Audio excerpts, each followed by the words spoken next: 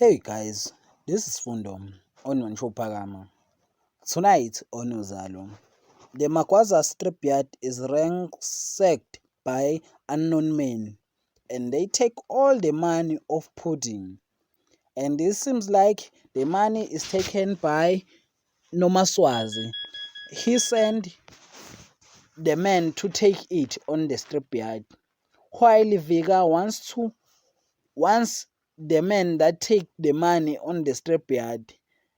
Hleziphi is fear reach a fear pitch and she resigned, and he knows that Wanda and Nonka are selling drugs while Jeza and Sbu accused of a crime they did not commit, and they seems like they has a dark cloud on them. That is for tonight. Thanks for watching. Don't forget to like and comment and subscribe. Therefore, thanks.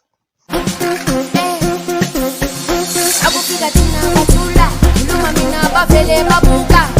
Alles kuphistisa konka.